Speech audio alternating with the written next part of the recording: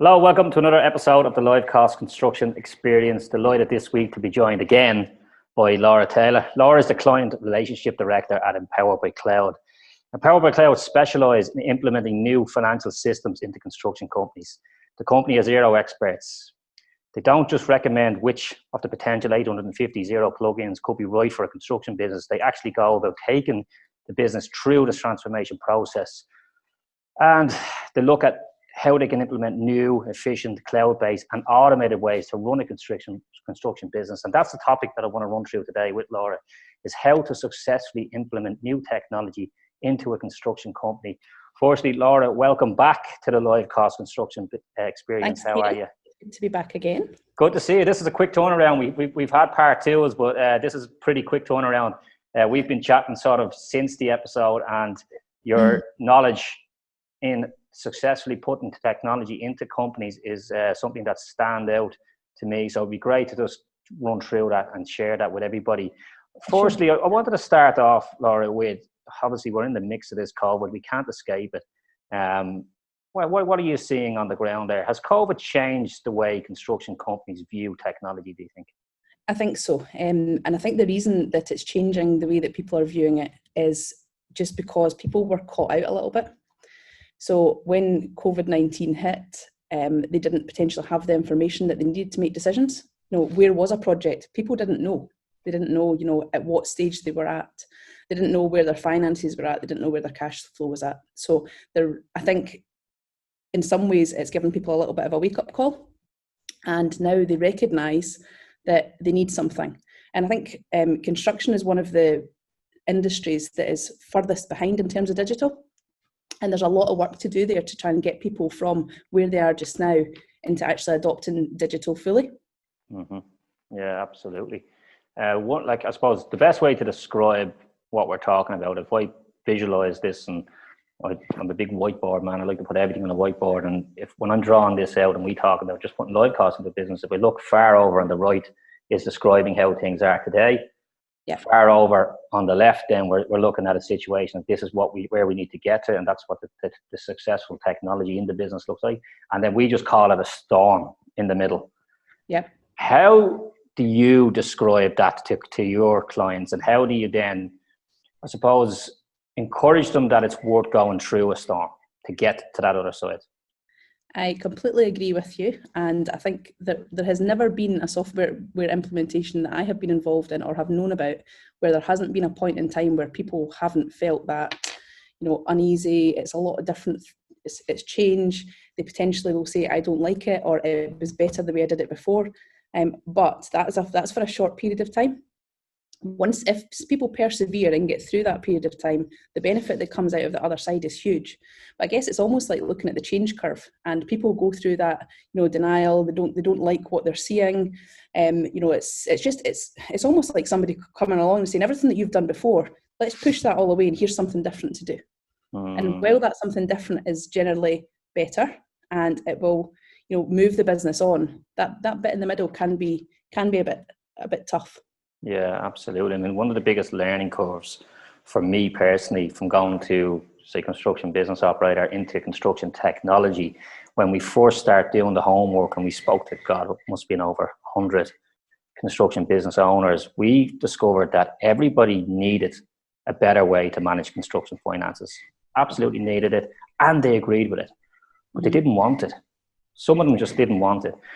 Is that something that you see regularly, is that they know they need it, they just don't want it? And why do you think that is? I think, again, it's fear. A lot of it can be fear of the unknown. And potentially, I always say that people in construction have potentially been accidental business owners. They've got into their trade, they've been really, really good at what they do, and the business has grown to the point that they need to take somebody else on. And then they take somebody else on, and then before they know it, they've got a business. And actually, that's not what they set out to do. So now you're looking at, finance systems, you're looking at costing systems and all these different things. And I think it can be fear. But what we find is the businesses that are really pushing ahead push through that pain, because it is, there's a hurdle to get over to get to the next level. And if you were to think about even like a game, a computer game, it's like, you've got something that you've got to get over to get to the next point that you need to get to. Yeah, no, absolutely. All of this starts, nearly everything we do in business starts with a problem. Somebody has a problem and we come along, and as a business, we provide a solution to problems, and every business provides a solution to some problem. What typical problems do you see construction companies come to you with? They don't have a handle on their project costs. Typically, they don't know if they're making a profit or a loss on any particular job or project. They don't know if they're going to come up against a cash flow issue at some point in the future, and they just potentially don't know their numbers as well as they should. Yeah, okay.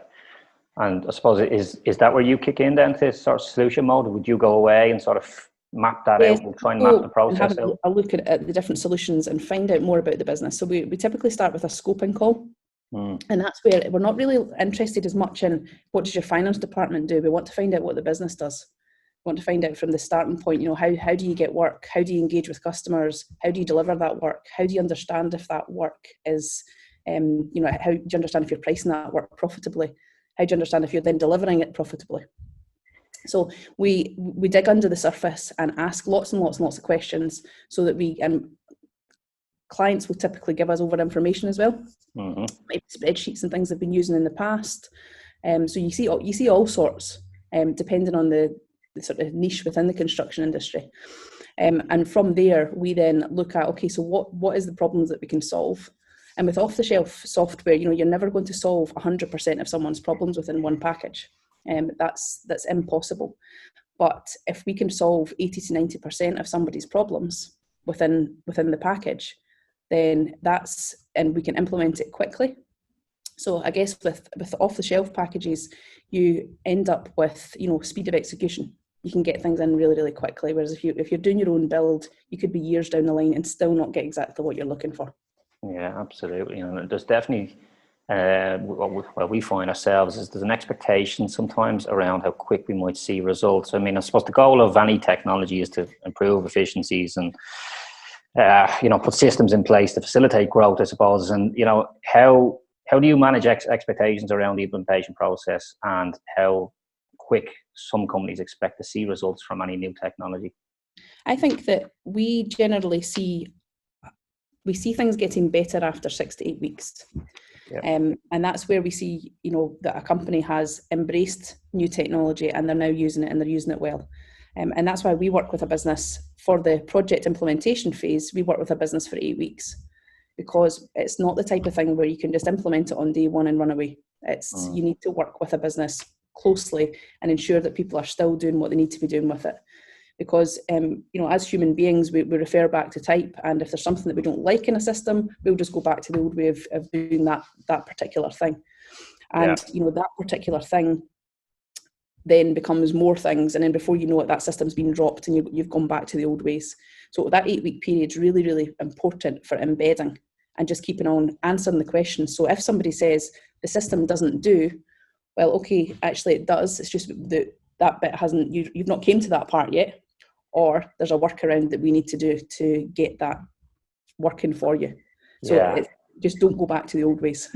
There is a lot of that is, you really only understand something when you actually implement it into the business, and then you start to understand, actually, if we just twist it that way, it actually work a bit better, but we don't understand that until we put it in. Would you at that stage provide alternative solutions? Like, is it just this is the way we think you should go, or would you have, if this doesn't work, we have a plan B, plan C? We would typically suggest a solution, because I think if we were looking at different plans, we might offer different plans at the outset of you could go down this route, or you could go down this route, or you could go down this route, and this is what this one will solve for you, this is what this will solve for you, etc. Yeah. However, once it comes to an actual proposal, that's when we've got to the stage of we know which solution we're looking at, but this is how we would suggest that we implement it into your business. Yeah, I mean it's a tough job you have. I mean, I've got one piece of software to look at and keep on top of that, and you've got, I think I touched on earlier on, Xero have up to 850 that you need to be somewhat aware of. So I mean, it's a tough job. I mean, how important is it, I suppose, when you're looking at all the suite of options that you present to companies, how important is it to, I suppose, understand? I mean, tech moves very, very quickly.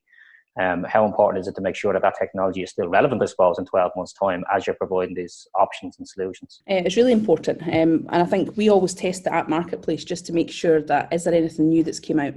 But we don't pretend to, know 850 apps. We look at construction and trade apps and we want to get best of breed. And we want to know the ones that we implement really well, because there's no hiding place. If you're working with somebody and they know that you don't know what you're doing, it's not the right thing to do morally, and it's just not the right thing to do for the client. So we work on the basis of, we have a solution and we can implement our solutions into a business, rather than somebody coming and saying, I don't know what solutions you deliver. And we go and look on the app marketplace, because there's just too many. There's too many there too. Yeah, I suppose then when it comes into, okay, so we've identified the problem, we've mapped out the process, we've provided a potential solution to that. Now it's time to actually put it into the business. What's next? Are you looking to identify someone within the business that takes ownership of this? Is it one person? Is it a few people? Focal point in the business. The directors need to be involved, because there needs to be somebody that is really focused and pushing the project from the top. But we also need a focal point in the business, and that might be somebody different. Somebody where we have a weekly update call and we go back and forward and make sure that everything goes through them. Because if you have, 5 different people in the business wanting 5 different things and they're all coming to you separately, it soon becomes a bit of a mishmash. So we're very, very clear on the fact that we need one person in the business that is able to, everything gets directed through them. So if there's any overlap or anything that's potentially conflicting, that comes out in the process. Yeah, okay. And do you go into that process then, or looking for a quick win approach where we can just get a couple of quick wins so the company starts to feel comfortable? Or is it a fact that we need to have the full implementation process finished before we actually run it out across the company?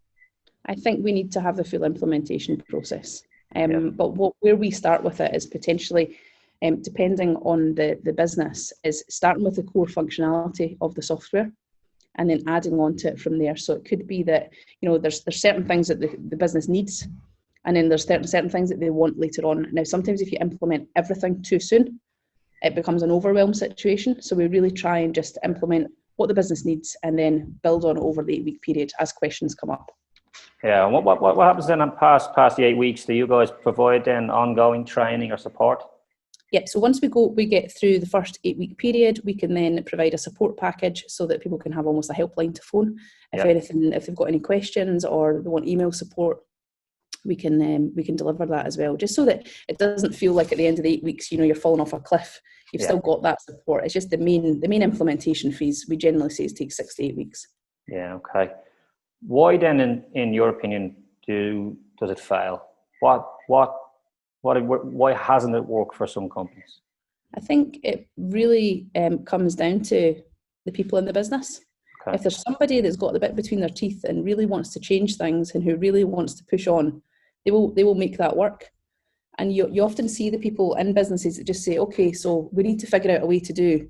And we go, okay, well, the way that we would do that is do the X, Y, Z. And they go, right, okay, that's fine. Other people can put up barriers and, can be a bit more negative about it, or, oh, it doesn't do that. Okay, well, that means it doesn't work. And generally it doesn't mean that it doesn't work. It just means that there's a system that's been designed with a process. And often that's a better process than potentially the business might have. But because they're very ingrained in how they were doing things, that can be more difficult. But I think a software implementation project only ever fails based on the people rather than based on the product. Yeah, no, that's true. Because that if the product works for 50, 100 other companies similar to you, there's a good chance it will work for you. But as you say, if the people don't get buy-in, it's difficult. I think there has to be a compromise somewhere, because it's not written bespoke for a business. It's not written bespoke for 100 different businesses, because there will be little differences among those businesses, and there has to be an acceptance of let's get 90% boxed off and let's make things 90% better. And if there's still 10%, we've got a compromise there to make, because there's something we do that potentially a software program doesn't do. Yeah, but it's absolutely. It's not a deal breaker. As long as you get your let's say your 3 top areas that you want to cover off that are your deal breakers. If the software can can tick those boxes, then it's better to go with it than to stick in the mud for another 3 years, hoping that there's something else going to come out that ticks every box. Because ultimately that won't happen unless you get something bespoke. Yeah, absolutely. So let's bring it into a focal point then. We've sort of ran through the process of how we get here and why it doesn't work for some companies. So I suppose, what tips would you have then for a construction company thinking about taking on new technology? Bring everyone along the way. So everyone that's going to be involved in the process, bring them into the conversation and into the planning, so that they're aware of what the business is considering and they feel included. I think often if people have something imposed on them, okay, we're now going to take everything that's comfortable to you and give you something different, they feel a bit, I don't really like that feeling. So I think bringing people along the way is really key. Ensuring that you've got somebody in the business that's driving it, because if you don't have somebody that's really, it's really in their mind that it's absolutely vital that they get this product into the business. If you don't have that, it can be more difficult to implement. Yeah, absolutely. And if there is construction companies out there that want to chat to you about looking at new products and new financial tools for a construction company, where could they find you, Laura?